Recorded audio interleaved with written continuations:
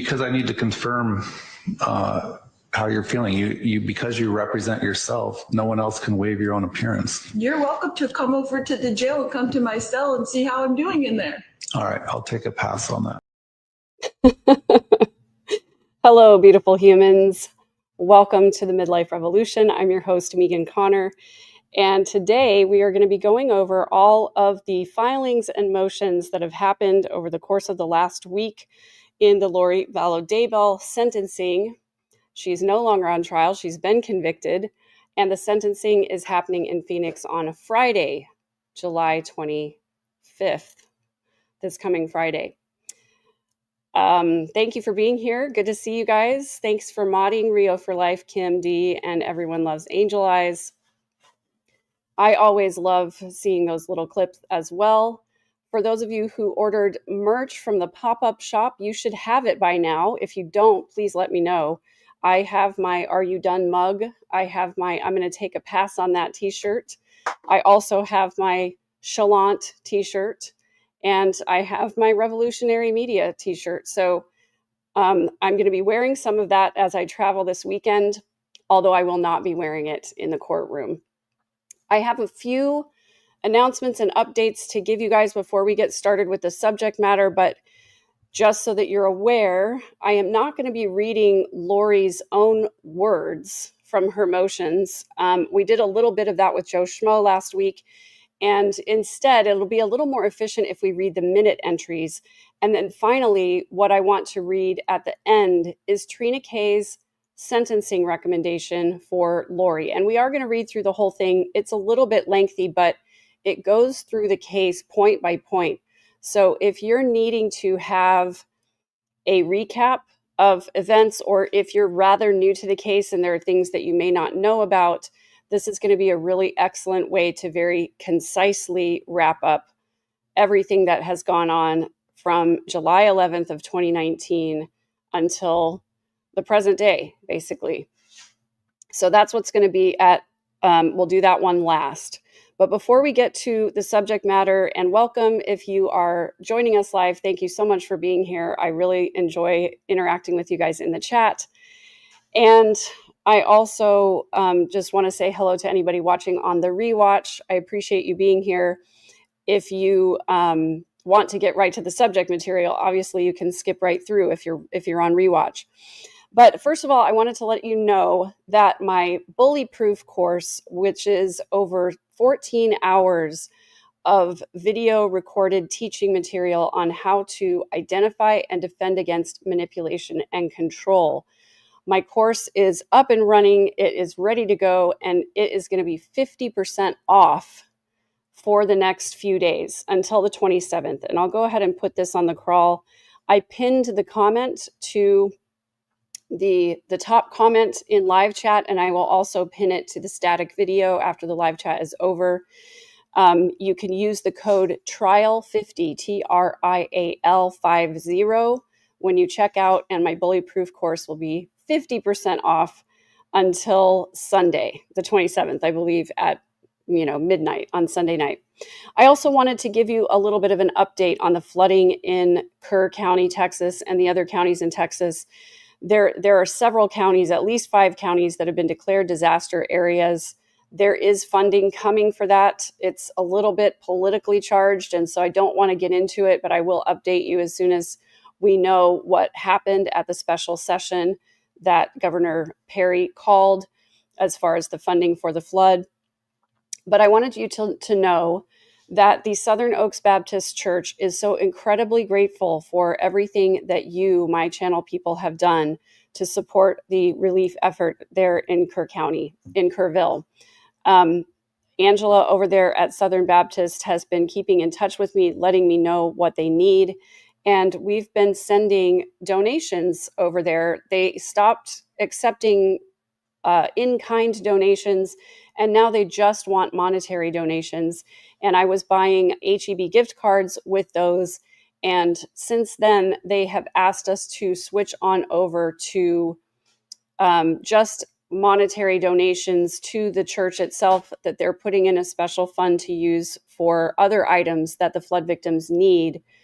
that are not groceries and or gift cards, because some of them need appliances, some of them need, sheetrock, all kinds of different things. And so basically we are just sending the money directly to Southern Oaks Baptist Church. If you want to donate to them, they do have a Facebook page. And in addition, there is the Community Relief Fund that also is available if you would like to continue to donate. I also want to say, yes, thank you for mentioning Colby. He is back in the hospital again. For those of you who didn't know, he had a mini stroke that was a result of a viral infection, I believe. And I just want to say, I sent a card out to him and Kelsey. I'm wishing them all the best and hoping that that they are going to be on the mend very soon. I'm very worried about him and hoping that, yes, viral meningitis. Thank you. I'm hoping that he will be on the mend soon. I'm sad to hear that he's back in the hospital again. I was going to give you his post office box if anybody wanted to send him something. If anybody has it, you can put it in the chat. I just don't remember the name of the town because I know that it's P.O. Box 69. So I don't know if anybody in the chat has that readily available and can share it. I would love to have people send him cards or something to cheer him up and to help out his family. I'm very, very concerned about him and hoping that he's going to be well enough to attend the sentencing. He has been through a lot. I also wanted you to know I'm so, so grateful to all my Patreon members. Thank you so much for supporting me over on Patreon. I do have 2 free chats over on Patreon. One is just Megan Connor chat. The other one is a Lori Vallow Daybell trial chat, specifically just for that, for people who don't want to hear about it. The Megan Connor chat is just other things. I'm about to add a 3rd free chat over there for people who want to have a little bit of an accountability partner for developing good habits. So it's going to just be a place where you can say, hey, I'm working on waking up at the same time every day, and I've done great this week, or I need a little support. I haven't done as well this week. So I'm going to be adding that as soon as the trial is over, and we'll have sort of an opening video about that. But I also wanted you to know I have tried several times to upload 3 different videos this last week to Patreon and ran into technical difficulties and ended up just having to delete them and start over. So my Patreon members, there are 3 new videos that are going to be coming a little later today that I've been meaning to upload all week. So I apologize for that. Finally, I wanted to let you know that I'm going to start doing a monthly community live where I'm going to invite you, channel members, community members, into my StreamYard to promote your channels and or the things that you are passionate about, your hobbies, sharing resources with us, resources and information, or if you have a side hustle or something else that you'd like to promote, we're going to start doing that once a month as well. So just watch the channel, put your notifications on so that you can get an invite to that. And it will be for everybody. Everyone can watch it, but you can only present if you're a channel member. So thank you so much, Brandon Kuhn, for sharing that. P.O. Box 69, Higley, Arizona, 85236. That's Colby's P.O. Box. And I would love it if you guys would flood his P.O. Box with cards and well wishes and whatever you would like to send him to help him feel better. My thoughts are with him, and I'm just really, really hoping that he is going to be on the mend soon. I'm very worried about him. Elizabeth T., I'm so sorry that my lives are interfering with your work or that your work is interfering with my lives. I'm going to get back to doing some more evening lives, but I have to do it when I can do it. So I just wedge it into my schedule wherever it will fit. And I just want to say a quick thank you again to Web Sleuths for hosting It's the End of the World Again 24-hour marathon. Chad Daybell predicted that the world was going to end on, I believe it was July 22nd of 2020. And as you know, the world did not end that day. And so we have that live that 24-hour live stream every year on the same date, just in case he got it wrong. And I was able to appear on there a couple of times. We had a great time, and I appreciate Trisha and Insightful One and everything that they do over there. And I'm grateful to Othram for sponsoring them. It has been a busy week. Today, obviously, was the Kohlberger sentencing, and I am going to have I am going to do a video on that. I have lots of thoughts to say about all of that. And so stay tuned. You guys know this is not the channel to come for breaking news most of the time. I like to take my time and think about what I'm going to say and, get my thoughts in order before I go on with it. So Colby's post was not a video. It was just a static post on his channel. So if you go to the different tabs on the channel, you can see the posts that are there. So now let us get down to business. It is going to take a bit to get through all of this. And so I will share these with you courtesy of Joe Schmo. He didn't have time to put his watermark on them because he is driving to Phoenix right now. And last I heard from him, he had been driving for something like 17 hours straight, only stopping for bathroom and food. And I was like, dude, you are nuts. The longest drive I've ever done like that was to Phoenix, but it was 13 hours for me. So, and then also Kresha is on her way to Phoenix as well. So I'm just wishing both of them very safe travels today. All right. So first of all, this is the minute entry from the docket, and this was filed on July 14th at 8 a.m. So some of this we've been through before, but this is a little bit more of a concise way of going through it than reading Lori's very difficult to understand handwriting. It says the court has received and reviewed the state's motion for the defendant's correctional health services records filed June 24th, 2025, as well as the defendant's objection to the same, which was filed on July 10th. So the state asked for Lori's health records, and Lori filed an objection to them receiving those records. This minute entry goes on to say the defendant put her medical condition at issue by claiming she was too sick to proceed with trial, contrary to the court's findings that there was no objective medical evidence to support the defendant's claim that she was medically unable to proceed to trial. And at this point, I think that it would be important for me to share a little video with you. Oh, shoot. Where did I put it? All I have is the I'll take a pass on that one, and the other one did not download. So let me go check my downloads real quick and see if it might possibly be there. Yes, there it is. Okay.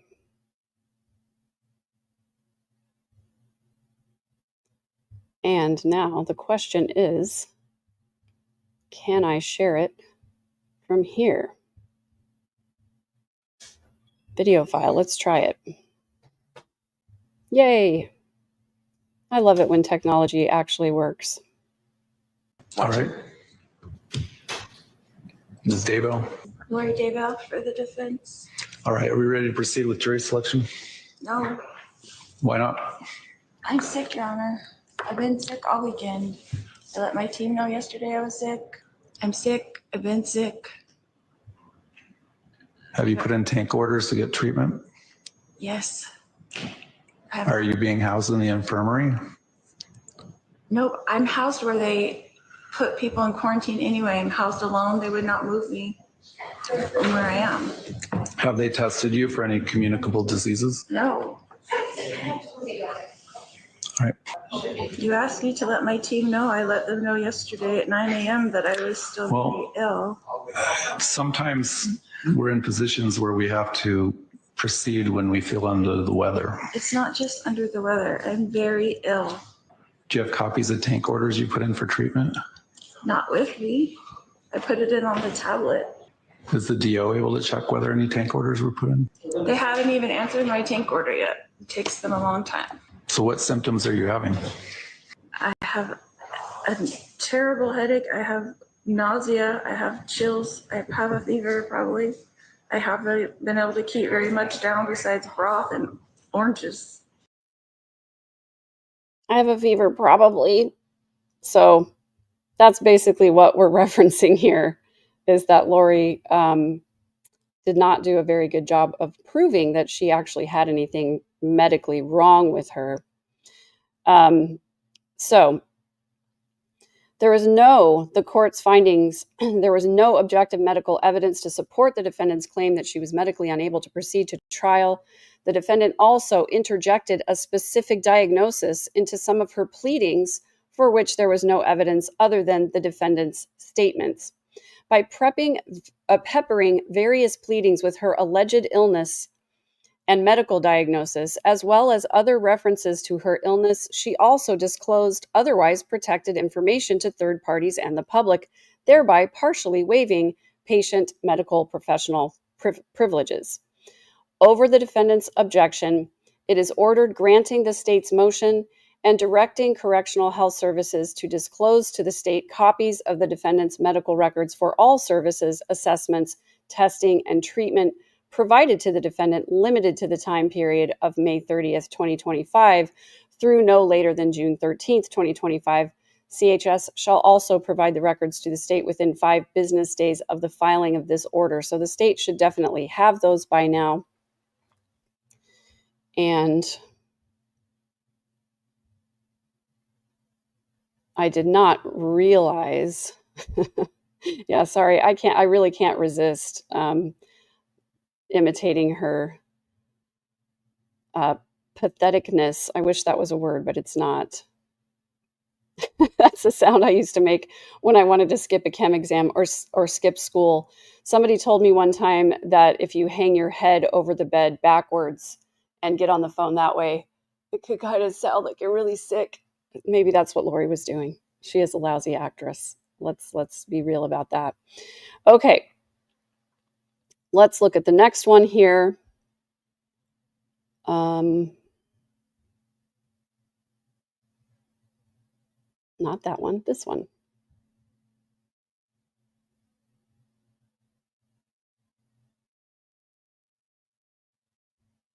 Okay. Minute entry from 7/21, filed 7/22, just yesterday, the day the world did not end.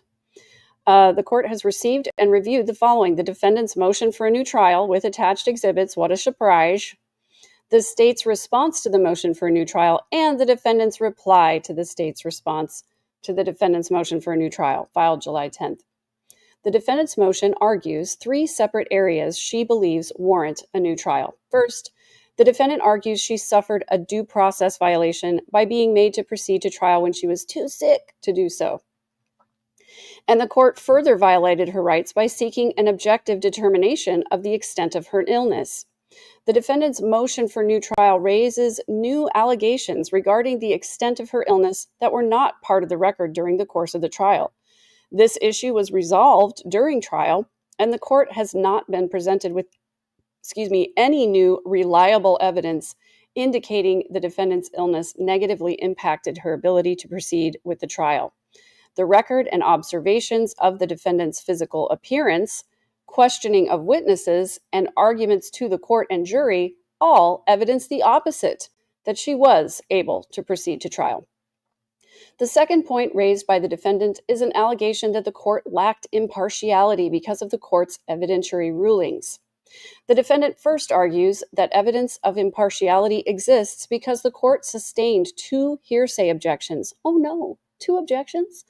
From the state when the defendant attempted to cross-examine police officers about statements made by neighbors. The defendant's own motion establishes these are the very definitions of hearsay statements. You proved it, Lori.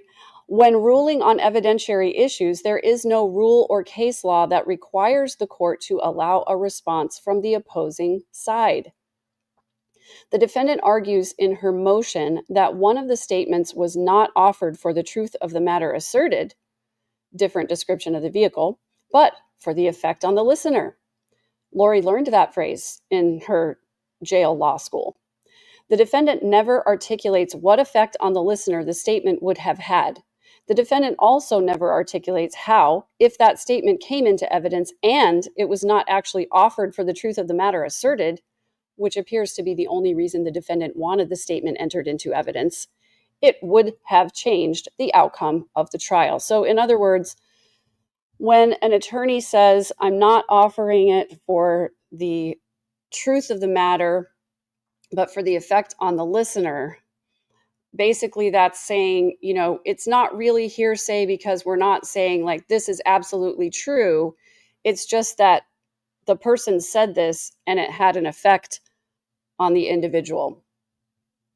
And I agree with you, Salt and Pepper, or Lover of Puns, sorry. She loved to say that phrase, having no idea what it means. It's not for the truth of the matter asserted, Your Honor. I need to clip that one out too, so I don't have to continue imitating her. But basically, it was offered for the truth of the matter asserted, and the defendant did not say anything about how it would have affected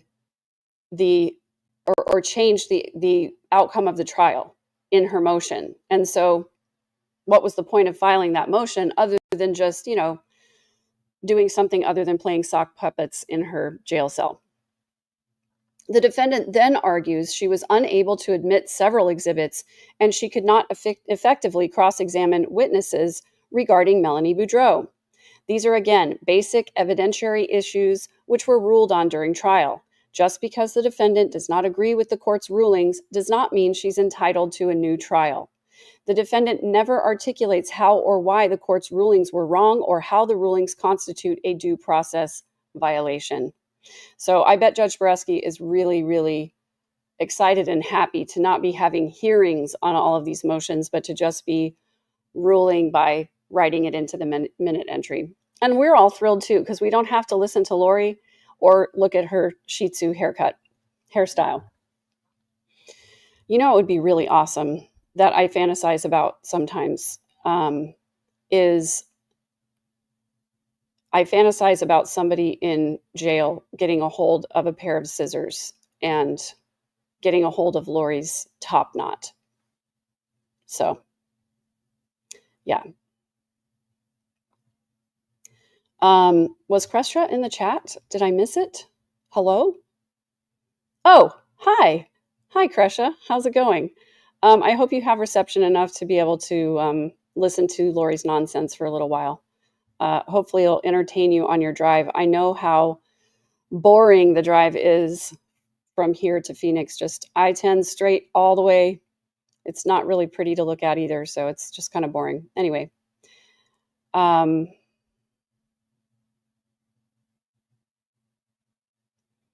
just checking chat, guys, in case there are some questions. Yeah, I'm glad you guys have the same fantasy. I think it just would be hilarious. And that's why I did that little AI picture of her with her head shaved, because I can just imagine her showing up to her sentencing to read her allocution statement, which is probably going to be ridiculous, let's be honest, and having no hair, or having very little hair, or at least not having enough hair for a top knot. Yeah, I think this is what Lori has thought all along, that they should just take her word for it, Oh, yes, we have already fantasized about a lice outbreak in the jail and having to have her head shaved. So, yeah, imagine the letter she would file if that were to happen. They violated my rights by cutting my hair without my consent. Oh, goodness. All right. I'm so ready for this to be over. Wow. Next exit, 548 miles. Yep. That's basically what it's like. Darn, I'm really sad that I missed you, Kresha. I bet you probably drove within a mile of my house. I don't know. Maybe not, though. It sounded like you were maybe taking a hill country route. Anyway, I am excited to see you, Kresha. I'm excited to meet Jason. I'm excited to see all of the family members that are my new chosen family. So it's going to be a short trip, but I am looking forward to getting in some good family time. Brandon Kuhn says, are the rules on victim impact statements different in Arizona than they were in Idaho? Arizona is letting Colby do a victim impact statement, but in Idaho, they wouldn't let people give one unless they were blood related. That is true. In Arizona, it's really pretty much up to the judge a lot of times as far as that goes. Some judges will only allow blood relations to do victim impact statements, although Annie Cushing was able to successfully petition to speak on behalf of Tylee, to give an impact statement on her behalf.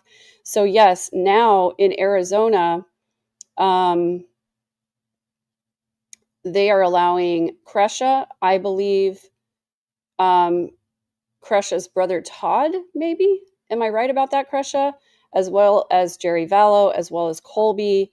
Somebody said something about Adam and Rex. I don't know if that's possible. I don't know if they probably won't let him give his by video if he's in the hospital, but he can give it to the prosecutor and have, I believe, either the prosecutor or the victim's advocate read it. So I really hope that he is able to be there for it. So anyway, yeah, rules are way more relaxed. She shouldn't have pissed him off, just saying. Yeah.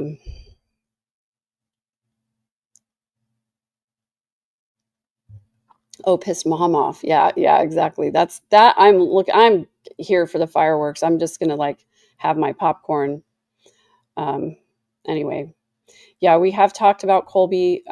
We put up his P.O. box earlier in the chat if you want to scroll back and look for it, if you'd like to send him a card or anything. So it makes me so sad. My heart hurt. Yeah, probably that's a rumor because he wasn't related to Brandon or Charles except by marriage. So I don't know. I don't know what the rules are. Nobody contacted me to give one, so I won't be giving one, but I'll give one here on my channel, which is actually even better because then I can say whatever the heck I want. All right. Sue Kelly, whatever Lori says, we can be guaranteed two things. One, it's going to be absolutely insane. She's going to say stupid stuff. Lori's going to Lori. It's going to be infuriating. I'm already prepared for that, for sure. And I'm sure she's going to spew some of the same nonsense that she did when she was at her last allocution statement, but also from her past interviews. And her story's changed a little bit. It's evolved. There's a little more detail. And so that's the reason why I actually want to listen to her allocution statement or whatever it is she's going to say, because we always learn a little something new. During her last interview, I learned a couple things that I think, we can sort of infer from some of the things that she said. And, anyway, I'm looking forward to hearing something else that we might learn from her.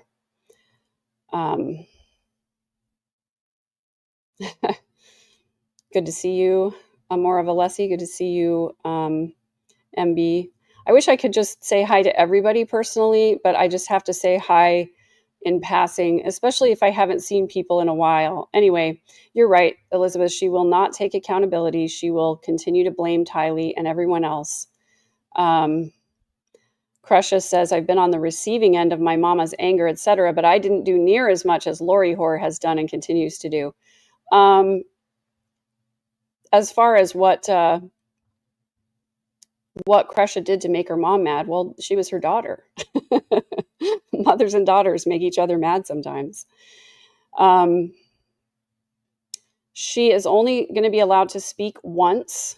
So no, she will have two separate sentences for the two separate convictions, but this is all happening at one time. And so she will only get to speak once, and it will be her last chance to speak because in Idaho, they don't let inmates give media interviews. So this will be the last time, I hope, that we will actually hear her whiny little baby voice. Yeah, this is going to be for us. And I'm so excited to hear you speak as well, Krusha. I think it's going to be great. Yeah, if Colby's not there, someone else can read his victim impact statement. So, all right. So let's go back to this analysis of Lori's malingering. So basically, we were talking about the defendant arguing she was unable to admit several exhibits.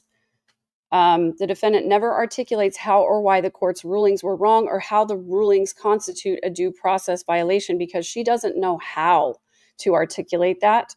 She can quote case law all she wants, but what it takes is a critical thinking skill that Lori doesn't have, where you read the case law and you say, oh, this applies to my case in this way.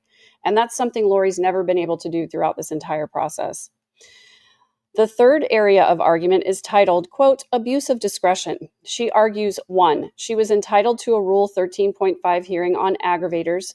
2, the court did not release the jury from the admonition on the record. 3, the court erred when allowing scientific evidence regarding gunshot residue and DNA to be presented to the jury. And 4, she was denied a right to confront witness Lachik. The first 2 points in no way have anything to do with how the jury viewed the evidence or deliberated, therefore would not be the basis for a new trial. Dummy. That was my addition. The defendant, sorry, I lost my place with my snark. Okay. The court ruled on the 13.5 request, which is essentially moot, given the fact the defendant chose to stipulate to the aggravators rather than have that evidence to be determined by the jury. Duh! She stipulated to the aggravators, so now she can't come back and complain that she didn't get her hearing. Just asinine. The defendant is correct that the jury was not released from the admonition on the record, but there is no rule or case law requiring the jury to be released from the admonition on the record. The court did go back to the jury room and release the jurors immediately following the defendant's admission to the aggravating factors. Yes, she admitted in open court that there were aggravating factors in the case, mainly because she didn't want to have to hear evidence on that fact, which would have been family giving statements about how the aggravating factors impacted them. Again, the defendant never articulates a reason why this would entitle her to a new trial. The defendant's argument about DNA and gunshot residue evidence seems to be more of a chain of custody or foundation argument rather than the substantive argument about the reliability of the evidence. And here's Judge Boreski again explaining things to Lori that he doesn't have to. Any other attorney, he would just say, this isn't a good argument. But basically, he's saying it's a chain of custody or foundation argument, not something substantive about the reliability of the evidence. The defendant's reply for the first time mentions the evidence being, quote, junk science. I laughed so hard when I read that. But she never presents any actual evidence or authority to establish the evidence was not reliable. Moreover, if there were questions as to its reliability, a competent and thorough cross-examination could have revealed those issues for the jury to consider. In other words, Lori, if you were a real attorney and you actually knew how to argue things well, that's an argument that could have been made during cross-examination, not to be addressed in a motion after the freaking trial is over. Moving on. Moreover, if there were questions as to its... Sorry, I already read that part. Thorough cross-examination. Although the state chose not to call the person who actually collected the evidence, Lachik, the state satisfied the foundation requirements to admit the evidence through Detective Pillar, who was present during the collection of the evidence, Lori. The reply that Lori filed also alleges hearsay statements from Lachik were allowed into evidence, but does not state what those hearsay statements were. It is the court's recollection that no statements of Lachik were offered or admitted. Finally, the court in no way precluded the defense from investigating this witness as the defendant alleges. And in fact, the defendant could have subpoenaed and called this witness if she knew how to do subpoenas. Sorry, that's not what it says. If she wanted to question this witness. The defendant fails to establish any due process violation which would warrant a new trial in this matter. It is ordered denying the motion for a new trial. No surprise to most of us that her motion for a new trial was denied. Yes, please remember to leave your DNA on the like button, please. It will not be collected for processing. I promise. That's my promise to you. I was thinking this was for her first trial. She's mad about not winning the attempted murder charge. Cheese and rice. That's how I feel about it too. Yeah.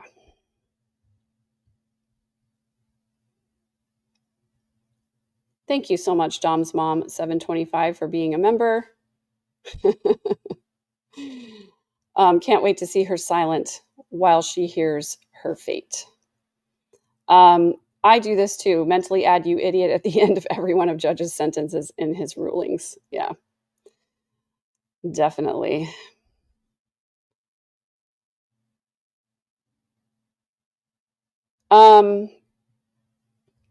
You would have been mad about what? About which part? Not getting to give an impact statement, or I'm going to go back. All right. Thank you so much for pointing that out to me, you guys.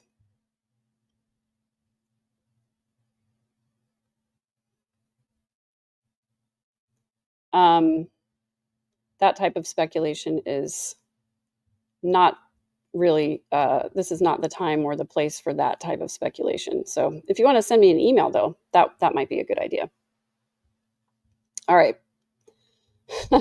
Our Lady of Perpetual Incarceration.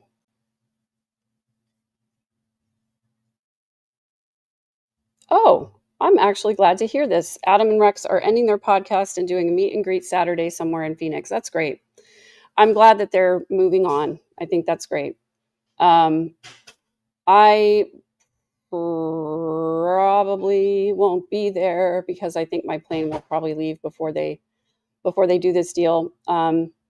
But yeah, I don't think I have time to do a meet and greet, and I didn't think of it. Otherwise, I might have done that. So let's look at this final document here. This last one is the state's sentencing recommendations. And yes, we've been talking about Colby. He is back in the hospital. We put his PO box up there on the screen if you guys want to send him cards or letters. And then also, I just want to mention too, before I forget, the new group that I'm doing on my Patreon, which is free, and also, and that will be starting on Monday, and I'll make a video announcement about that as well. And then the community live that I'm going to be doing once a month, where channel members can come and promote their channels and or their businesses or things that they're passionate about. Just as an update, Colby had a mini stroke earlier in the week, and he was in the hospital for a while, and then he was home for a couple of days, and now he's back in the hospital. And so I'm not sure what the very current update is. I just saw that he had gone back into the hospital. So thanks for this info. Alex, no, that would be Adam. Adam and Grunkle Rex's meet and greet is at Panera Bread in Mesa, Arizona. It's Mesa is kind of a part of Phoenix. It's like a suburb of Phoenix, so it's probably not that far away.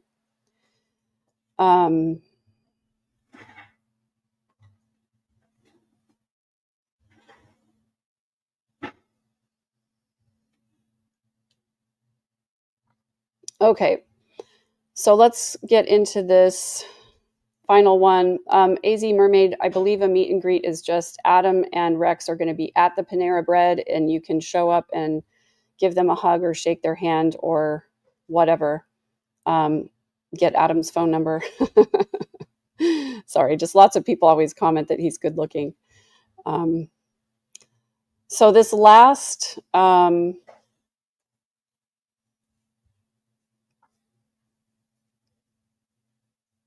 thank you for saying this about Colby. I guess it got past me before I was able to snag it. But apparently he was having some of the same stroke symptoms, and he got to the hospital before he actually had a stroke. So again, just keeping him in my thoughts. I'm really, really worried about him. So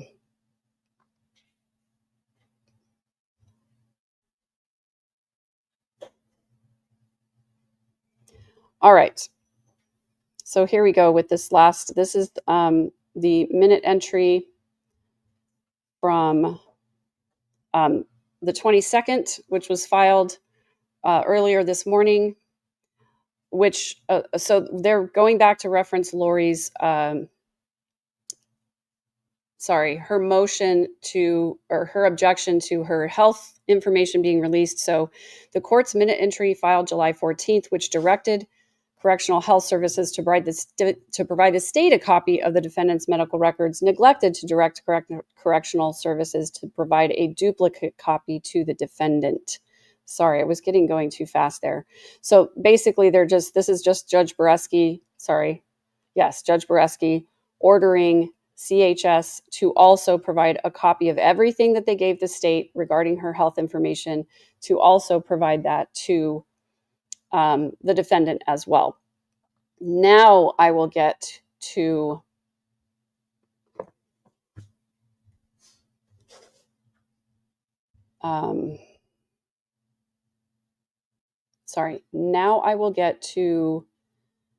Trina Kay's sentencing recommendation, which again is going to contain a recap of basically everything that has happened in this case since, bye, love you. My daughter's leaving. Since July of 2019. So I'm going to need to remove this one and present this one. And again, this is going to come from Justin Lum's X feed. I really appreciate Justin's reporting on this case since the very beginning. He was there from day one reporting when Charles was killed. So the state of Arizona, through undersigned counsel, submits its sentencing memorandum for the court's consideration. And it was submitted on the 18th of July. And here's the summary of facts. On January 30th, 2019, Charles Vallow, Lori Vallow's husband at the time, called the Gilbert Police Department to report that the defendant believed... Ooh, I didn't expect this to hit me, guys. I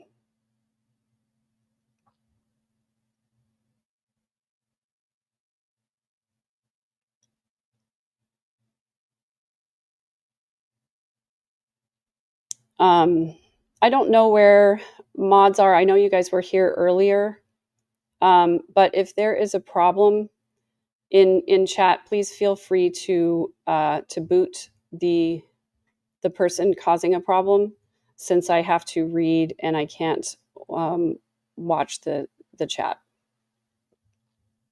All right, here we go. On January 30th, 2019, Charles Vallow, Lori Vallow's husband at the time, called the Gilbert Police Department to report that the defendant believed he was, quote, Ed Schneider, that she said she was going to murder Ed Schneider, and that she was going to destroy him. This was the beginning of Charles Vallow's nightmare from which he was never able to wake. This is not my first time reading this, guys. I've already been through the emotional part of it, so I'm hopeful I'll be able to get through it. On January 30th, 2019, Charles repeated his concerns to the Gilbert Police Department about the defendant's beliefs. Charles Vallow is recorded on body-worn camera video telling the police that the defendant threatened to murder him, that the defendant said that Charles was dark, and that she was calling him by someone else's name. Charles Vallow told the police that his wife believed she was a translated being and that she couldn't die. Charles explained to the Gilbert Police Department that he was concerned for his children and that he did not know what she might do to them. Charles told the police that the defendant told him to come get the kids and that she did not care what happened to them. Charles Vallow had sole custody of his son, J.J. Vallow, from the time this defendant disappeared in February of 2019 until April of 2019, when the defendant came back into Charles's life. Charles invited the defendant and Tylee Ryan to live with J.J. and him in Texas. When the defendant wanted to move back to Arizona, Charles rented a house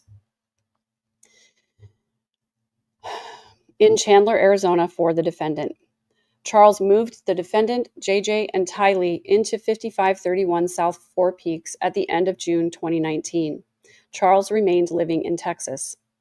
On July 9, 2019, Charles Vallow booked Adam Cox a flight to Arizona to help him with an intervention to try to get Lori Vallow back into the traditional LDS beliefs. A few minutes after Charles booked his flight, Adam Cox called his brother Alex Cox and let him know he would be in town on the 10th and wanted to stay with him. The evening of July 9th, 2019, Lori Vallow told her brother Alex Cox, quote, "It's all coming to a head this week. I will be like Nephi, I am told, and so will you." After this text, the defendant and Alex Cox spoke on the phone for 56 minutes. The evening of July 10th, Alex Cox drove to the defendant's home with a gun and spent the night at the defendant's house. On July 11th, 2019, Lori Vallow's threats to kill Charles Vallow came true. Charles Vallow came to the house he rented for Lori Vallow to pick up his son JJ and take him to school. As Charles arrived, he saw Alex Cox's truck and he knew that Lori Vallow and her brother were planning something. This defendant allowed Charles to put JJ into the rental car, and then she took Charles's cell phone and refused to return it. Lori Vallow was able to keep Charles inside the house by refusing to give him back his cell phone. No matter how many times Charles demanded the defendant hand over his cell phone, this defendant would not give it to him and instead walked around the house with his phone. As this defendant was holding onto Charles Vallow's cell phone, Alex Cox came out with his gun. Alex shot Charles once in the chest, causing Charles to fall to the floor. As Charles lay on the floor, Alex Cox shot him a second time in the abdomen. Lori Vallow left the scene in Charles Vallow's rental car while Alex Cox stayed at the house and staged the scene. This defendant and Alex Cox waited approximately 47 minutes before calling 911. Later, the defendant and her brother went through Charles Vallow's cell phone before giving it to the police. The day after Lori Vallow and Alex Cox killed Charles Vallow, Lori Vallow texted Charles Vallow's sons from his prior marriage and told them, quote, "Hi, boys. I have very sad news. Your dad passed away yesterday. I'm working on making arrangements, and I'll keep you informed with what's going on. I'm still not sure how to handle things. Just want you to know that I love you, and so did your dad," with 2 exclamation points. The defendant's text message to Charles Vallow's son was not only distressing to them, but it was also devastating. Although the defendant said she would keep them informed on what was going on, when Charles's son asked what happened, the defendant responded, quote, "We are still waiting for the ME report. I'll let you know more when I can." Charles Vallow's sons repeatedly texted this defendant asking her what happened to their father and for information about the funeral. This defendant would not tell Charles's sons what happened or provide any real information. When she did respond, the defendant acted like she did not know how Charles died. Eventually, one of Charles's sons reached out to their Aunt Kay Woodcock about the text messages from Lori saying their dad was dead. Kay Woodcock also had no idea that her brother Charles Vallow was dead. Kay and her husband Larry were able to verify that Charles was shot and killed by Alex Cox after they Googled his name. Kay Woodcock then had to tell her brother's sons that their dad had been shot and killed by their uncle Alex. On July 15, 2019, the defendant called Banner Life Insurance Company, claiming to be the beneficiary of Charles Vallow's $1 million life insurance policy. On July 18, 2019, the defendant learned that Charles Vallow had changed the beneficiary to his life insurance policy. On July 18, 2019, this defendant messaged her soon-to-be husband, Chad Daybell, and said, quote, "So I talked to the insurance company. He changed it in March, so it was probably Ned before we got rid of him." Lori moved to Rexburg, Idaho in August of 2019 to be closer to Chad Daybell. Lori Vallow could have allowed JJ Vallow to go live with Kay Woodcock, but instead she brought JJ and Tylee with her to Idaho. Alex Cox also moved to Rexburg, Idaho in August of 2019. Tylee Ryan was last seen alive on September 8, 2019, in a photograph from Yellowstone National Park. JJ Vallow was last seen alive on September 23, 2019, in a video outside the defendant's apartment. The same day that JJ was last seen, Alex Cox began searching for places to practice shooting near Rexburg and for places to tint the windows of Lori Vallow Daybell's Jeep Wrangler. On September 25, 2019, this defendant allowed Alex Cox to take her Jeep Wrangler to Dan's Window Tinting in Rexburg, Idaho, and spend $200 to tint the windows so no one could see into the rear of the Jeep. Later that day, Lori Vallow and Alex Cox went to the Walmart store in Idaho Falls, Idaho, and purchased a track phone for Alex Cox to use for the next murder. Alex Cox activated the Idaho Falls Walmart track phone on September 26, 2019. On September 26, 2019, Brandon Boudreaux took custody of his children so his soon-to-be ex-wife, Melanie Boudreaux-Pulowski, could fly to Rexburg, Idaho. Melanie Boudreaux-Pulowski was the only person who knew Brandon's new address and was in contact with this defendant and Alex Cox. Melanie Boudreaux-Pulowski returned to Arizona on Sunday, September 29, 2019. On September 30th, 2019, this defendant Googled how to get the back seat out of my Jeep Wrangler and watched a YouTube video on how to remove the rear seat of a Jeep Wrangler. This defendant also took custody of Alex Cox's Verizon cell phone that was subscribed to him and began acting as his alibi so Alex Cox could drive to Gilbert, Arizona to shoot and kill Brandon Boudreaux. Alex Cox left from Rexburg, Idaho on the evening of September 30th, 2019 with the Idaho Falls Walmart track phone. The defendant's Jeep Wrangler was seen on a DEA license plate reader in Arizona on October 1st, 2019. The rear tire had been removed from the Jeep. On October 1st, 2019, Alex Cox used his Gmail account to search for an address in Mesa, Arizona, and to search for directions to Brandon Boudreaux's rental house. While Alex Cox was preparing to commit the murder of Brandon Boudreaux in Gilbert, Arizona, this defendant rented a storage unit in Rexburg, Idaho, to store the rear seat and tire from her Jeep Wrangler. Video from the storage unit shows Lori Vallow and Chad Daybell putting the tire and rear seat into the storage unit on October 2nd, 2019. On the morning of October 2nd, 2019, this defendant attempted to provide a fabricated alibi for Alex Cox. This defendant used Alex Cox's Verizon cell phone to call her cell phone. Both phones were using the same cell tower in Rexburg, Idaho. This call was at 8:02 a.m. Arizona time and lasted approximately 24 minutes. Meanwhile, the Idaho Falls Walmart track phone was utilizing cell towers around Melanie Boudreaux-Pulowski's rental house in Gilbert, Arizona, before utilizing cell towers in the area of Brandon Boudreaux's rental property. On the morning of October 2nd, 2019, the Idaho Falls Walmart track phone and Lori Vallow's Jeep were outside Brandon's house for more than an hour, waiting for Brandon to return home. Brandon Boudreaux returned to his rental house at approximately 9:13 a.m. on October 2nd, 2019. Brandon immediately saw a Jeep Wrangler with no rear tire and a Texas license plate parked next to his driveway. As Brandon was slowing down, he saw the rear window lift up, a rifle barrel appear, and then he heard a bang, and his window shattered.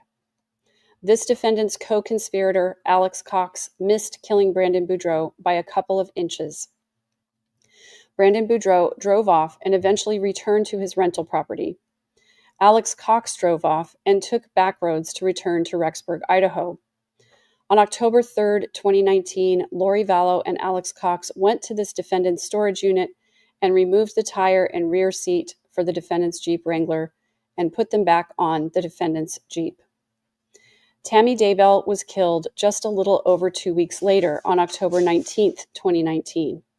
Chad Daybell was the beneficiary of her life insurance policy. Tammy Daybell's death was later ruled a homicide. On November 5, 2019, this defendant married Chad Daybell in Kauai, Hawaii. On February 20th, 2020, this defendant was arrested in Kauai and brought back to Idaho.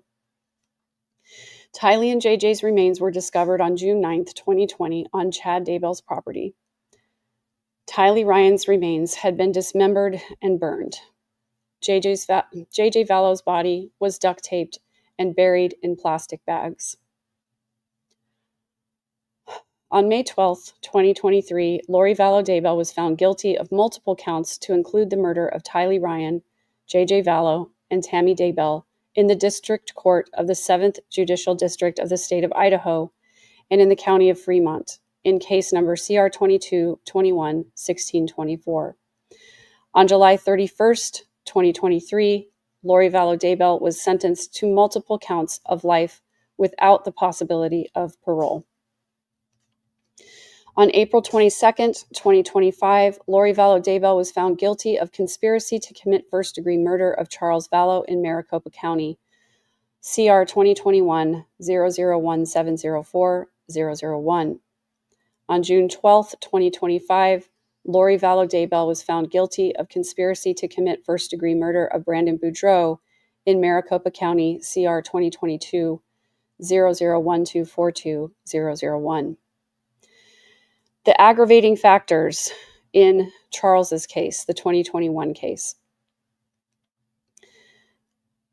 Pursuant to Arizona rules, this court may consider the following statutory aggravating factors when sentencing this defendant. Under Arizona rules, the court may consider the statutory aggravating factor that this was a dangerous offense since it involved the use of a deadly weapon. The defendant knowingly, intelligently, and voluntarily waived her right to a jury trial on this aggravating factor and admitted that this aggravating factor existed. Under Arizona rules, the court can consider the statutory aggravating factor that the defendant committed this offense as consideration for the receipt or in the expectation of the receipt of anything of pecuniary value. That just means monetary value. In this case, the defendant conspired with Alex Cox to kill Charles Vallow on July 11, 2019. This defendant called Banner Life Insurance Company on July 15, 2019, because she believed she was the beneficiary to Charles Vallow's $1 million life insurance policy. On July 18, 2019, the defendants learned that she was not the beneficiary to the $1 million life insurance policy. The defendant texted Chad Daybell and said, quote, "It's a spear through my heart." This defendant then texted Chad Daybell that she would still get $4,000 a month from Social Security because of murdering Charles Vallow. When the defendant later learned that Charles Vallow made his sister Kay Woodcock the beneficiary, the defendant confronted her about the money. It is clear from the defendant's actions and words that one of the motives for killing Charles Vallow was pecuniary. Under Arizona rules, the court can consider the statutory aggravating factor that this offense involved the presence of an accomplice, Alexander Cox. The defendant knowingly, intelligently, and voluntarily waived her right to a jury trial on this aggravating factor and admitted that this aggravating factor existed. Under Arizona rules, the court may consider the statutory aggravating factor that Charles Vallow's family suffered emotional and financial harm as a result of this defendant and the crime she committed. The defendant knowingly, intelligently, and voluntarily waived her right to a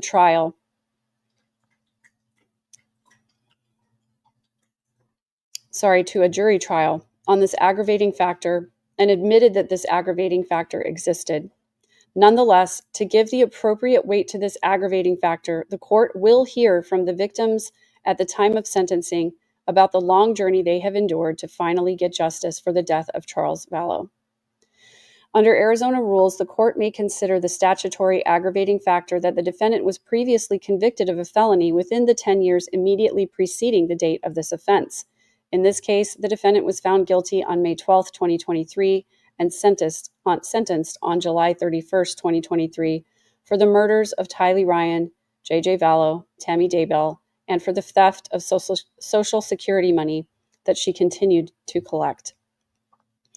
After the murder of Tylee Ryan and J.J. Vallow, this conviction is from the District Court of the 7th Judicial District of the State of Idaho and for the County of Fremont.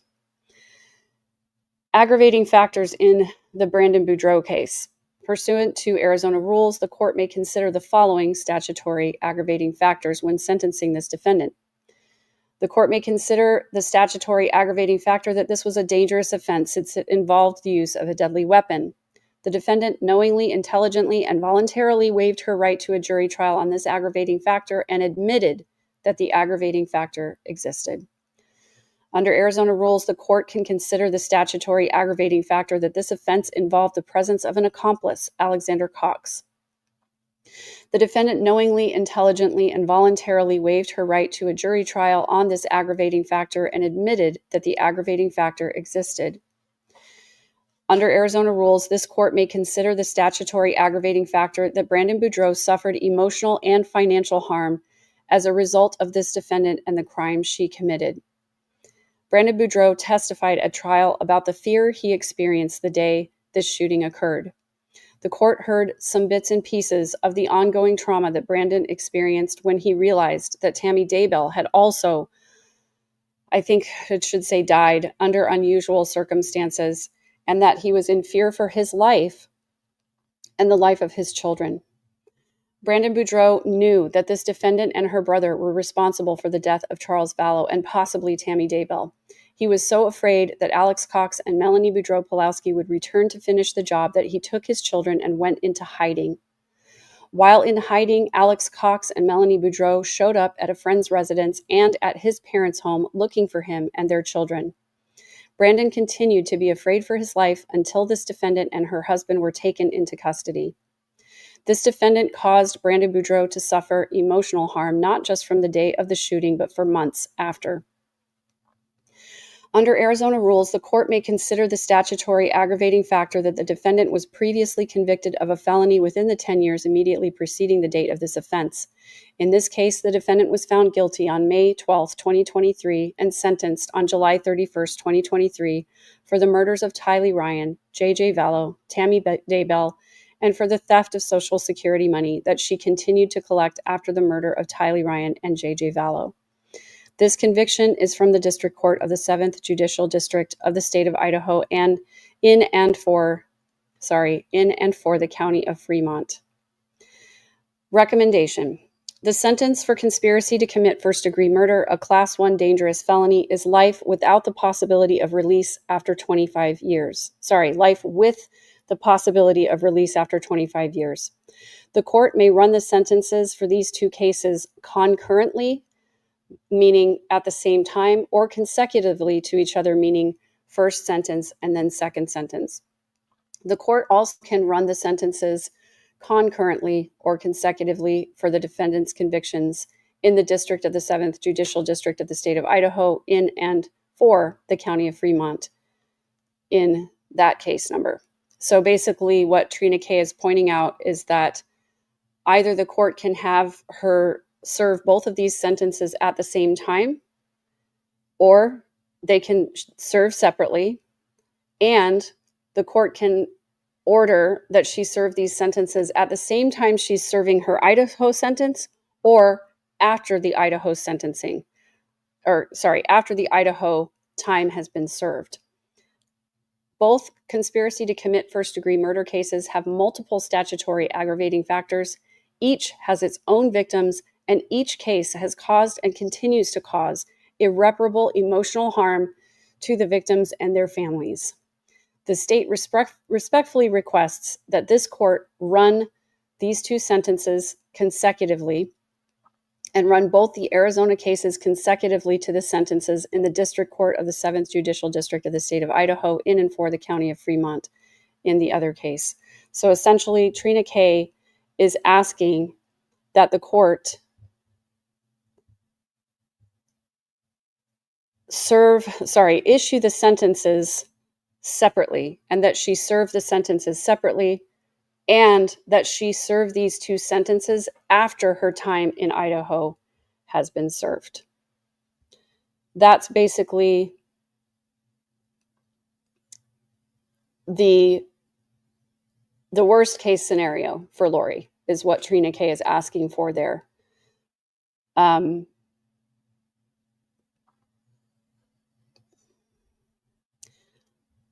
going to go back and try to address some questions.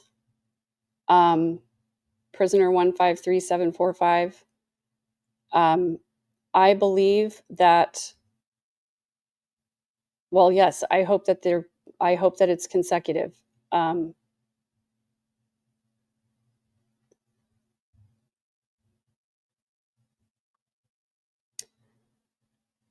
So I just needed a second after reading all of that.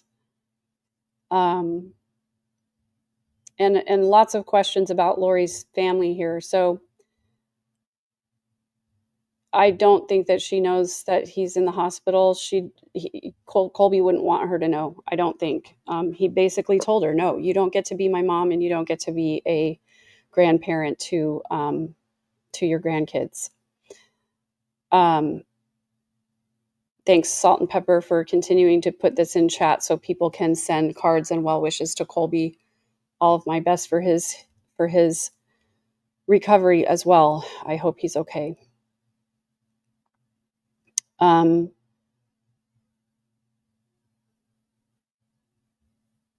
So a couple people have asked, if Lori's mom and dad are still talking to her, and if they had, why that haven't they attended the trials or anything.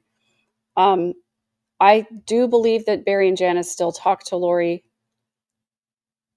And I believe probably the reason that they don't attend any of the trials is because they have some culpability in these events, allegedly, in my opinion.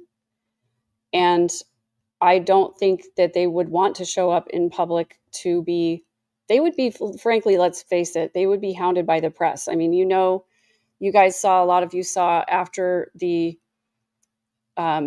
verdict was read in both of the cases that the press was trying to run to track down the jury members and to get interviews with them. That would be the same case if Janice and Barry ever showed up in public, I believe, because they haven't spoken publicly since, Janice and Barry both appeared in the Sins of Our Mother documentary. But I can't imagine, contributing to this case in any way and showing up in public for people to essentially vilify.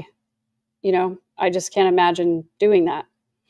MB, thanks so much for being a member for 11 months. I appreciate you too. And I appreciate this. Thank you. I'm going to scroll back, guys, and just look for some questions here. I know that was a long read. Thank you for sticking with me. I just want to make sure that that I address anything that needs to be addressed, because I'm getting to the point where I am so done talking about this case. And it's counting down. I'm really grateful this is going to be over on Friday. But there are a few other things that I want to do before then. I have a video on the death penalty that is going to come out really in relation to the Koberger case, but it's in relation to Chad Daybell's as well. And then I want to go back through the couple of videos where I addressed the most asked questions. It's been at least a year since I have done those videos, and I've learned a lot since then about the case. And I want to, I just want to say, I want to go back and add if there's anything that I need to add. So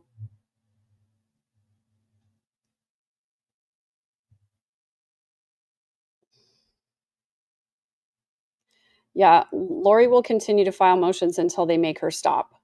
They will devolve more and more into even more incomprehensible word salad. She will crack completely. I think that's definitely true.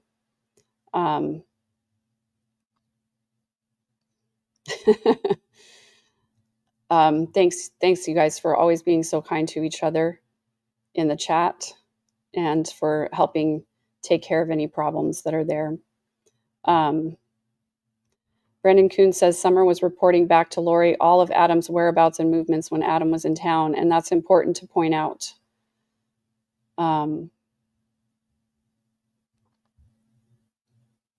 Yeah, and this is important too. Charles Vallow was a victim of domestic violence who did everything you're supposed to do to no avail. The body cams are infuriating and heartbreaking. And I hope that is one of the things that we learn from this case, and that law enforcement learns from this case to take these kinds of things seriously. So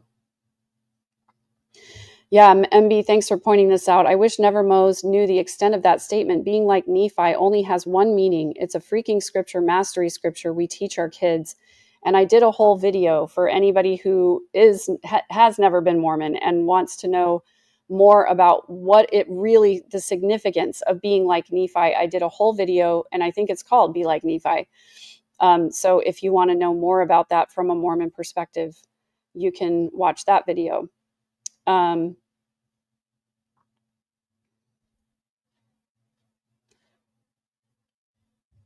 Yeah, I have so much frustration that I can't even really talk about it, but I have reached out to Mike King of Profiling Evil. I'm going to be interviewing him at some point on my channel. Probably not.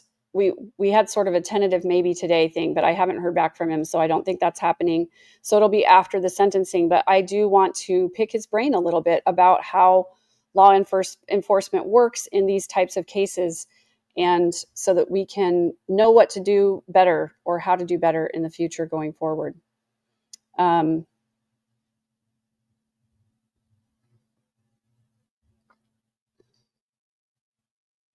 this is a good point, Traveler. Lori's lack of analyzing skills completely explains why she thought she could get away with these crimes.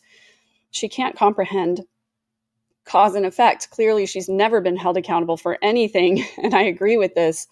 And this is one of the traits of a narcissistic person, is that they have so much hubris. They really do believe that they can get away with anything. And I think that's one of the reasons why Chad and Lori did all these things and really behaved as if they were never going to be held accountable for it.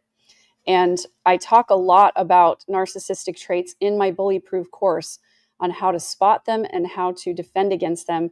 And that's one of the reasons I'm offering it at 50% discount until Sunday, is because it's so important for people to learn about these traits and learn how to recognize them in other people so that more people are not victimized. Miss Mojo Rising, thanks for being a member for 12 months. I appreciate you so much. And Shelly Schoenfeld, thanks for being a member for 3 months. And Kathy, thank you so much for the super sticker. I appreciate you guys and your support.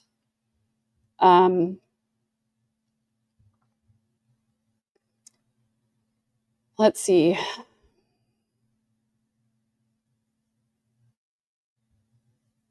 Have you ever heard the call when Chad called the funeral home and said his name was Chad Daybell from Iowa? Yes, I have heard that call. It is laughable. It's just ridiculous. Like, these guys had no forethought and no brains, essentially, in what they were doing. It's just crazy.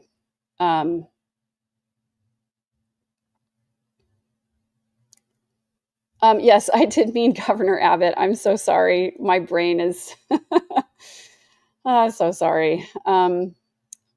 There are parts of my brain that aren't really firing on all cylinders right now.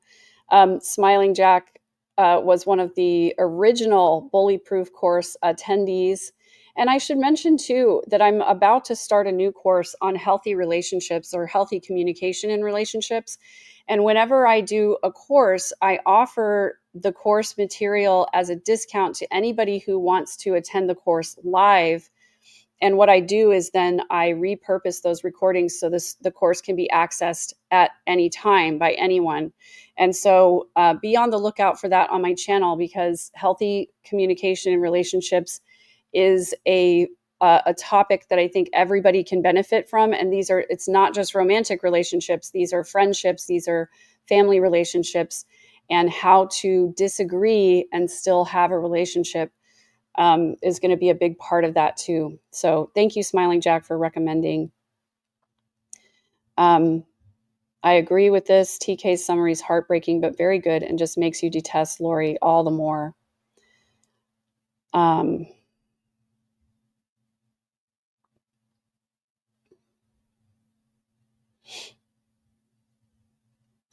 Yeah, this has always been the thing that just makes me insane. I just shake my head every time I think about it. Is like the purpose of having a burner phone is not to connect it to any of your other things if you want it to be a secret. And Alex immediately logged into his Gmail account on his burner phone, and that attached the burner phone number and his search history and everything.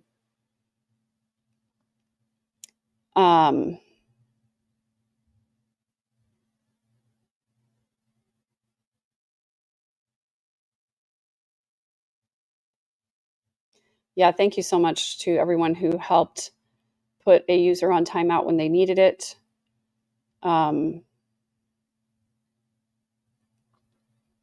Thanks everyone for being here and for being kind to each other. I keep wondering, lover of puns, I keep wondering if Brandon can use Trina's statements on the record that Melanie is being investigated to get some modification to the insane custody agreement. I would think so. I mean, this is in a court proceeding, and his attorney, his family law attorney, could file a motion for temporary orders based on this. I don't know Arizona family law very well, but I do know Texas family law very well, unfortunately. And, if it was me in that situation, I would file for emergency temporary orders based on these statements, because that's incredibly concerning.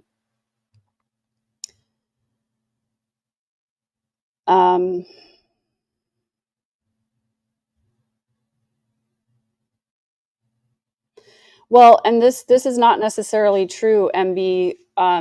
You can file for temporary orders based on just about anything. Well, at least in the state of Texas, I should say. If you believe that the safety of your children is in question, or if you believe that there's been a material change to their living circumstances, then you can file for a hearing for temporary orders. And a lot of times those emergency hearings, a court record like this would be enough to call into question, to at least temporarily modify the custody until either charges are brought or a further determination can be made.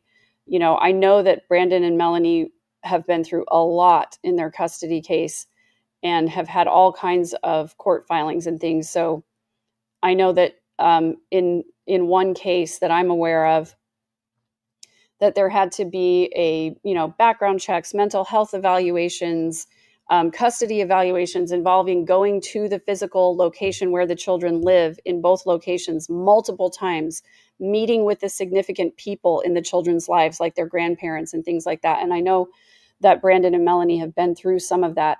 I also do just want to say that I just saw another comment and my train of thought went that way.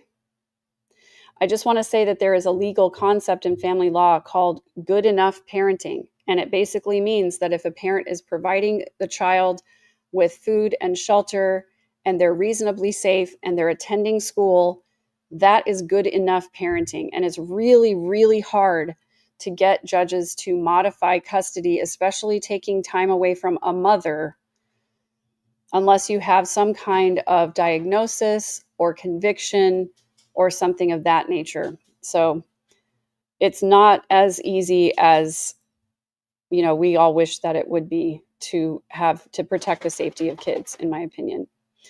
James Smith, this is a good point. In the interview Lori did with Nate Eaton, Lori said she was so sick with the virus, they had to give her antibiotics. Anyone in the medical profession knows antibiotics are for bacterial infections. Well, yeah, Lori lied. What a shock. But also, her bringing it up in a public interview waives her HIPAA rights. And that's why Trina K was able to get some of that in there.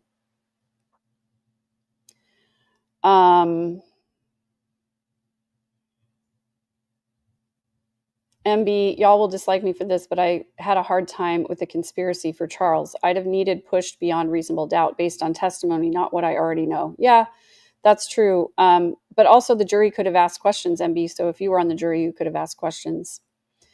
And I do think that Melanie has not yet been charged because they wanted to make sure that they got Lori first. But that doesn't mean she won't be charged. She could still be charged if the prosecutor recommends it.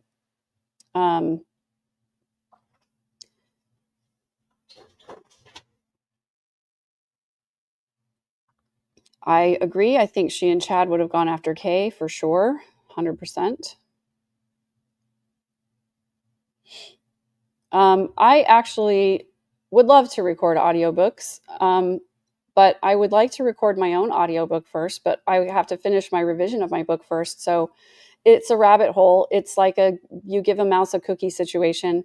So anyway, thank you for this. My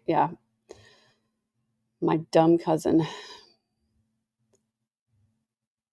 This is something that has troubled me as well, waiting until those kids grow up and find out that their crazy mother tried to unalive their father, and also that she agreed with labeling them dark, and what happened to the other children who were labeled dark. That's going to be incredibly damaging for them to find that out. And I hope that they do find out when the age appropriate time arrives, because these are some of those family secrets that should never, ever be secrets.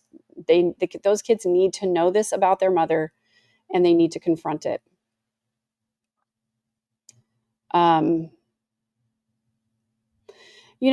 are lots of people who want to believe that Lori took the second shot on Charles, but I really don't think that's the case. I don't think Lori was even in the house when Charles was shot, because she keeps referring to it as the shot.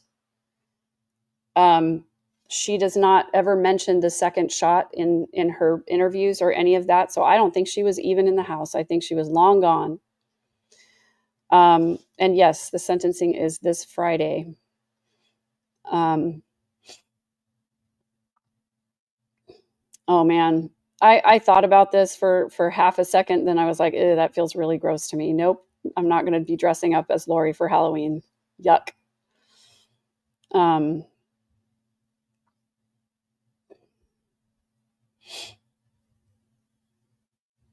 Yeah, Jess's interview, the neighbor and friend of Brandon Boudreaux, so many people were scared, and everybody on Chad's list was scared. And even I didn't know if I was on the list or not.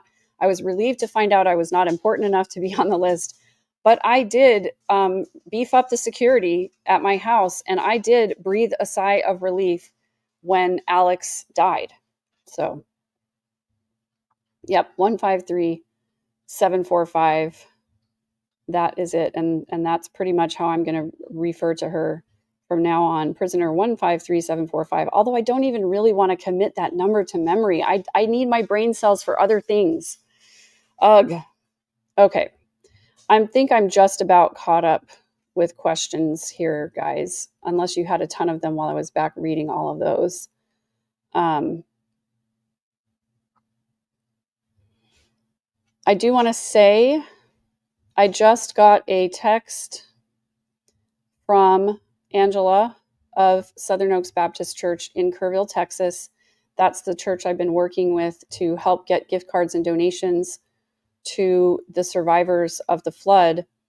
And I asked her what else people needed at this time. And she said, right now we're seeing that gift cards and monetary donations are the best because people are needing to go start getting building supplies. And she says, to you, beautiful humans, I can't thank you enough for all you're doing. So thank you for caring about Texas. I appreciate you so much. So yeah, there is still that community foundation for the 5 counties who are most affected. And there's also the Southern Oaks Baptist in Kerrville. They have a Facebook page, and you can send donations directly to them now. I'm not taking any more Venmos for donations right now because you can donate directly to the church now. And I'm not able to travel to Kerrville for a while.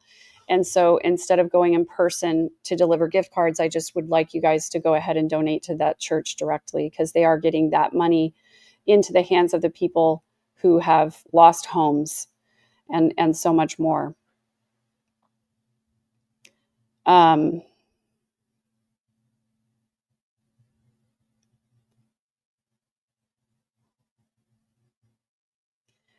This is a good question, Kathy. If or when she's excommunicated, do you think it will have an impact on her rabbit hole? I honestly don't, because I think her delusion is so deep that she really does believe that she has this special mission from Jesus.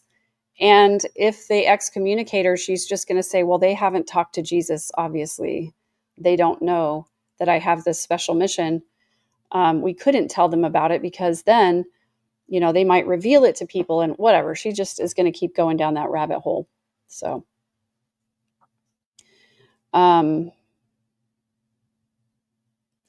so again, yeah, lots of prayers for Colby. He has been admitted back to the hospital.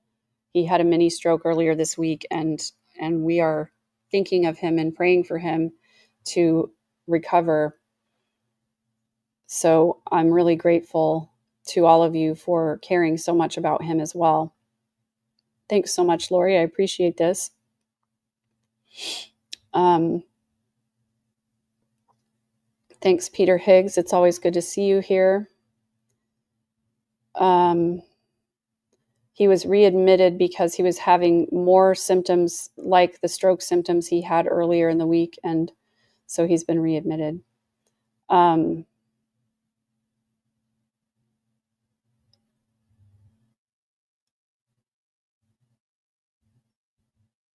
Yeah, maybe a law change is necessary. If someone's in danger of hurting themselves or others, pickup should be mandatory.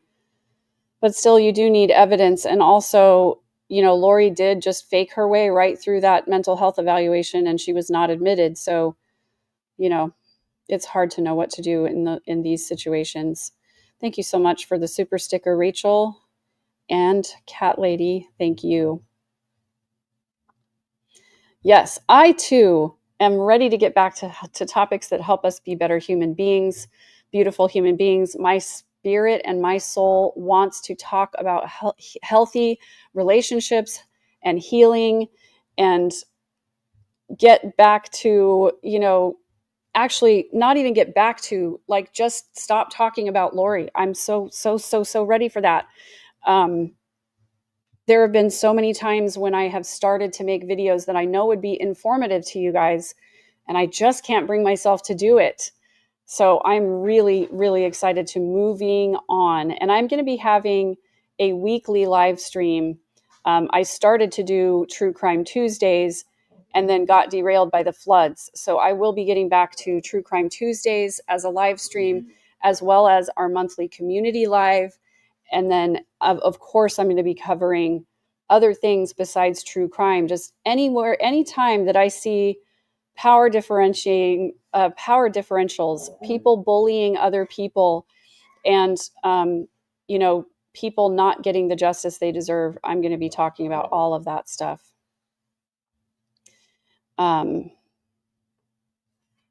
Thanks for this, Robin. Also appreciate you very much.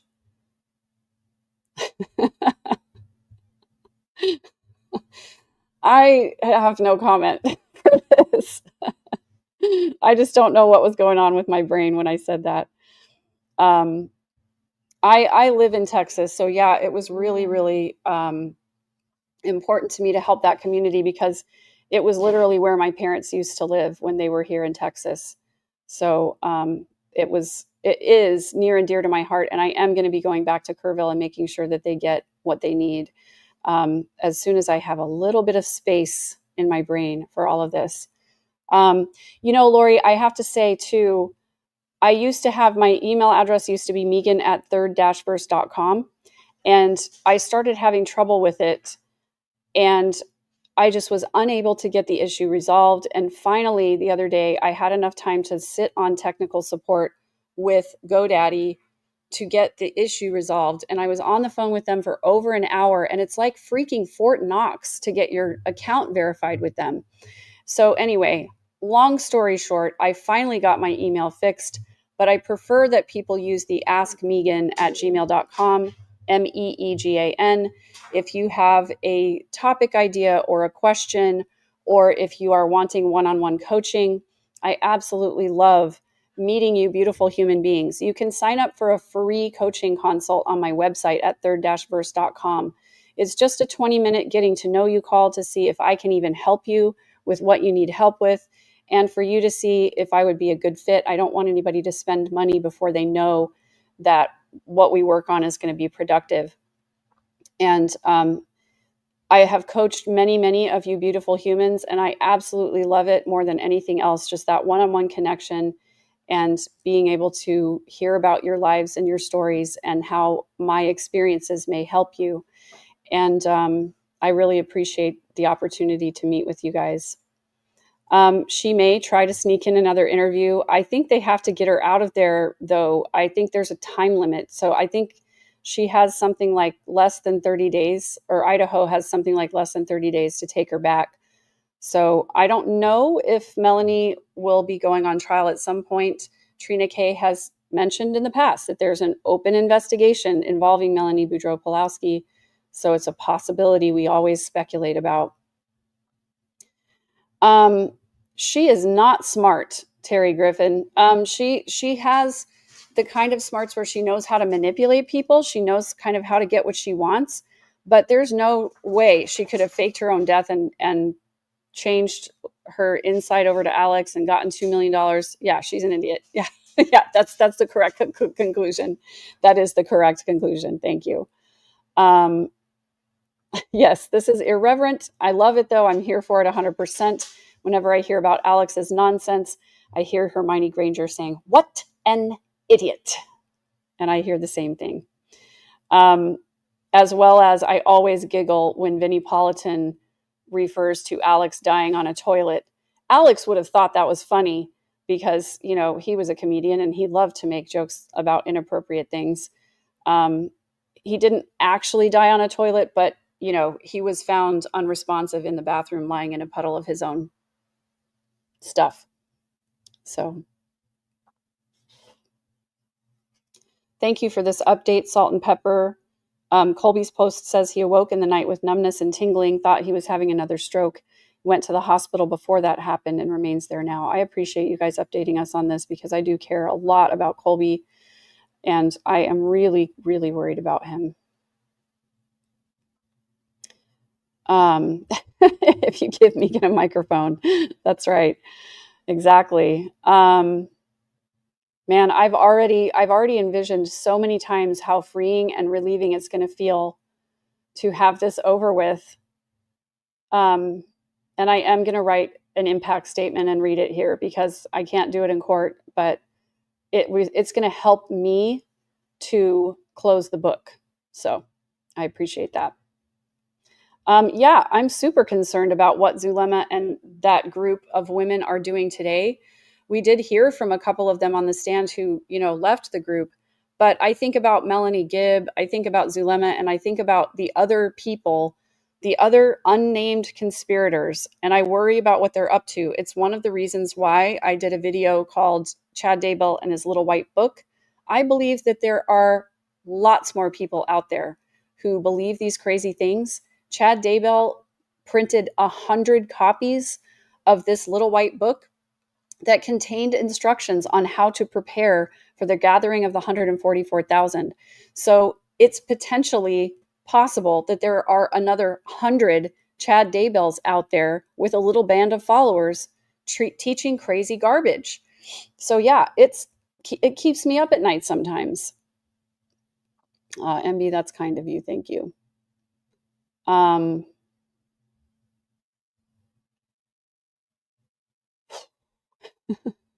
Just breathing out the stress, you guys. Okay, so just checking chat for a few more comments, questions. How is Ada K?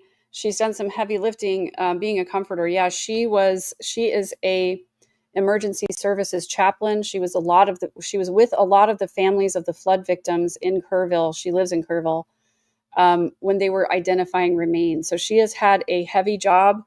The last I talked to her was when I was leaving Kerrville, and we had a brief conversation, but I do need to check back in with her. So thanks for the reminder. I will check back in with her and see how she's doing. She did not lose property or people in the flood, but she has been doing a lot of compassionate service, and I'm sure she is drained. Hopefully they will not rebuild on the floodplain. I think it's really dangerous. Kresha, what does this mean? How you were instrumental in filling in all those names on Chad and Lori, doctrine of Lori's alleged. Oh yeah. Yeah. Lori's alleged guardian angels, a lot of them were relatives, and those names are just super familiar to me because I've done all of that family history research. That's okay, Angel. Thank you so much for reposting. I am accepting Venmos, but I'm not accepting Venmo donations for the flood victims anymore, because there are other places that you can give directly, and I'm not able to go in person right now to deliver gift cards.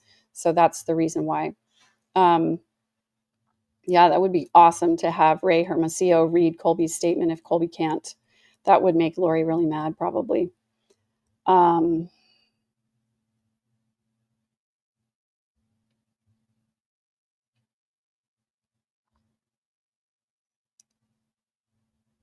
Thank you guys always for being so good to me and so good to each other.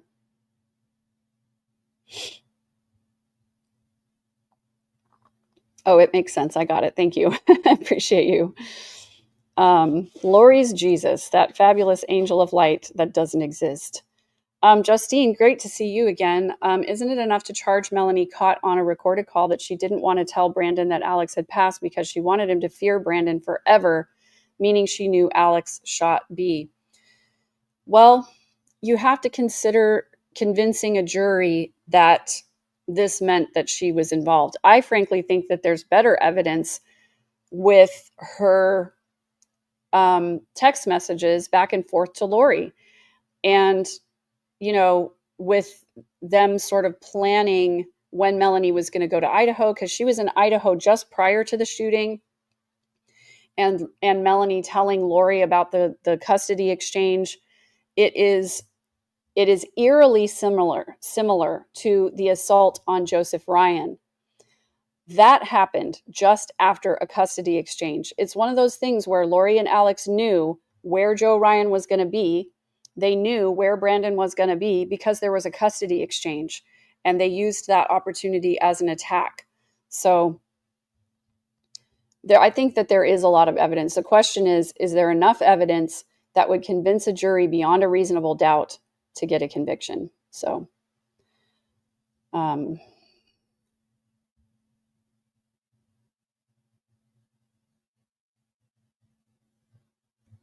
yeah, and I don't mean to be insensitive about the fact that it is really hard to move if you can't afford to move and you're in a floodplain.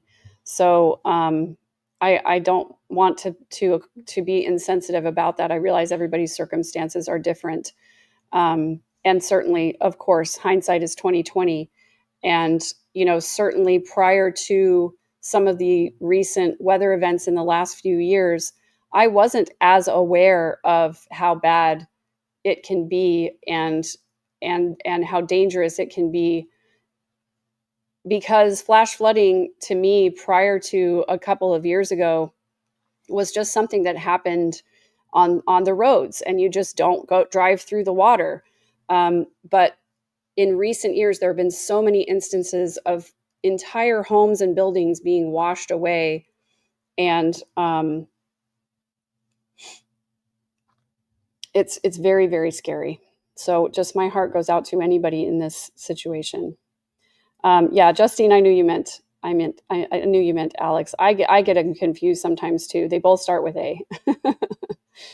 Thank you so much, Hawkeyes. It's always good to see you and feel your support. I do not talk to any of Lori's family. The end.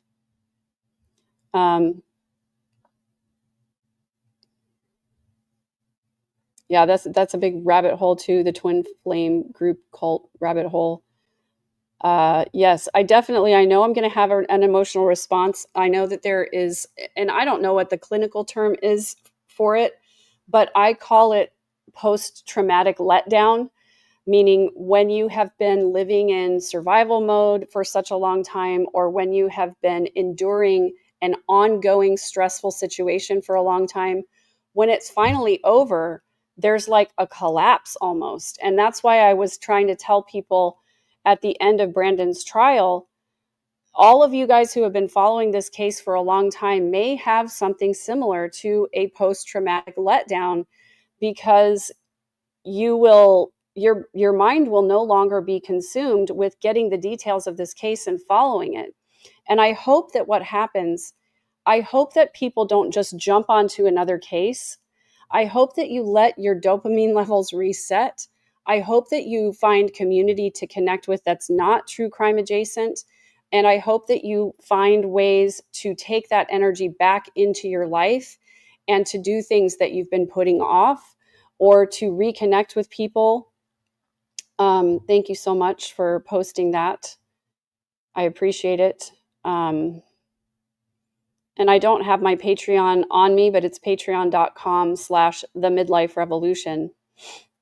So anyway, do be careful with your mental health as well after the sentencing is over, because it has been a really long time. Brandon said the number of days that it has been. And it really just, since I saw that Facebook post announcing Charles's death up until this coming Friday, it's been a long road. And I can't imagine how hard it's been on Colby and on Kresha and on Kay and Larry, who have been much closer to the center of this than me. Yeah, thank you for this.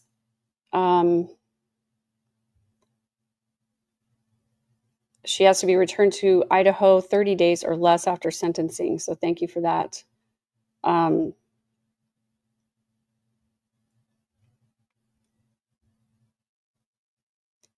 Hawkeyes, thanks for this shout out. I was meeting with Hawkeyes earlier today. She has appreciated the coaching. It's been, she's was telling me that she's feeling better and better every time we meet. And I just really love to hear that. It makes me feel so good to know that it's helping. Oh, this sounds heavenly, MB. Listening to thunder and falling rain, smelling wet dirt in the desert. Yeah, I hope everybody finds a little piece of happy. And I post little pieces of happy on my Patreon all the time. Little videos of me singing, playing the piano, cooking, talking about random stuff. And coming soon, my garden. I'm so happy with my garden right now.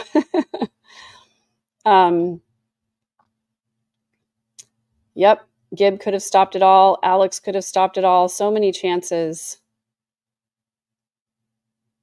Yeah.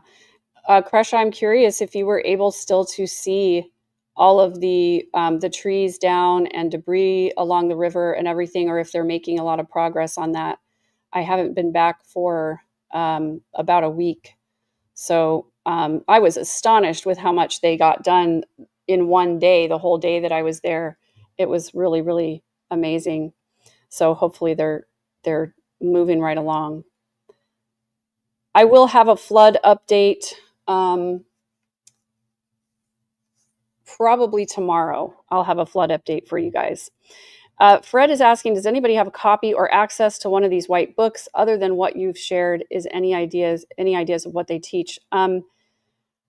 According to the two people that I spoke with separately about the little white book, there are people who have seen the book and have an idea of what's in it. I don't know if they want to be revealed, so I'm not going to say. But I have heard that the ideas that they teach are akin to bringing back polygamy and, the whole light and dark, basically getting rid of evil spirits prior to the second coming. So it's all the same sort of harmful rhetoric that Chad Daybell was teaching. Um,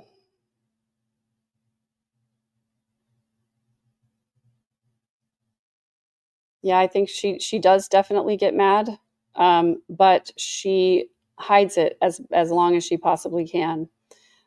We saw her get pretty angry and upset when questioning witnesses.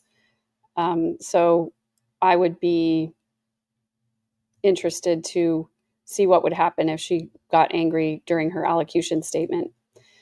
And of course, we all have the fantasy that she's going to get shocked at some point, but she's going to be in orange with no shock belt on during the sentencing because the jury's not there. She does not have the right to appear in civilian clothes, I don't believe. YouTube user, what an interesting username. Question for victim statements. If Lori says that she can't wait to get back to heaven after seeing how wonderful it is, why did she not want the death sentence? Well, she doesn't want to be killed. She wants to decide when she gets to go back to heaven. Same here, Hawkeyes.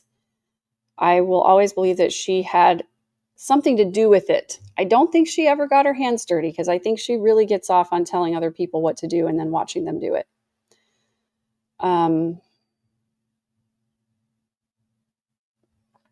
I keep thinking that I'm at the end of chat and then I never am because you guys are still just chatting away over here. So thank you for being here. Do I think it's possible she won't show on Friday? You know, that's an interesting idea. And it is, I think Lori probably has fought with herself back and forth about this because I know she doesn't want to hear victim impact statements. But since she's her own attorney, nobody else can waive her appearance. That's what Judge Boreski just said. And also, it is her last opportunity to publicly speak and tell her side of the story. And there aren't very many rules on what she can say in allocution. And so, yeah, she definitely could say a lot of really crazy stuff.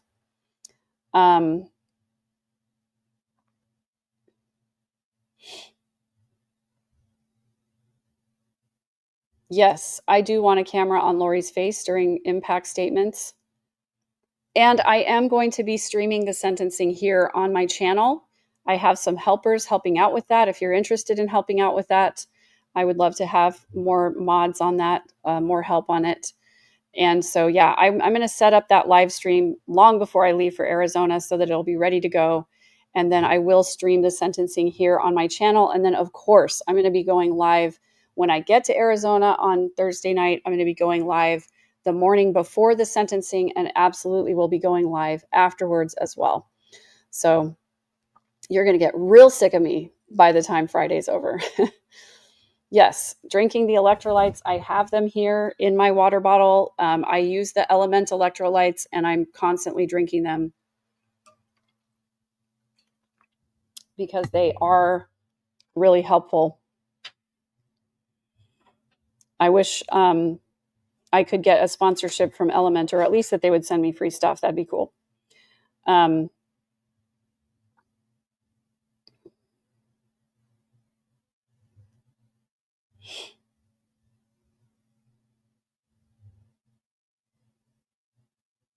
Okay, I am just... Jojo, I've been watching a lady who just planted her first garden and has 43 chickens because I'm over true crime. I totally get that. And I thought about having chickens at one point, and then I had a friend and neighbor of mine who let me help her care for her chickens. And I was like, yeah, I don't think I want to do that. Especially, I couldn't really do it because I have these two murderous dogs over here that like to unalive all of the birds and squirrels that come into my yard, which is why I have a hummingbird feeder because they are too fast for my dogs. And there's going to be a lot of that coming on my channel. So you can show up for True Crime Tuesday if you wish, of course, but if you don't wish to be in true crime anymore, there's going to be plenty of non-true crime here as well.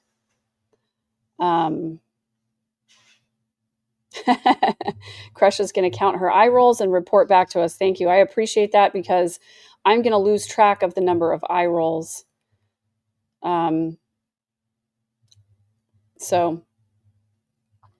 Zero, I've thought of this as well. I'd like for 153745 to hear from Tylee's friends. I would too.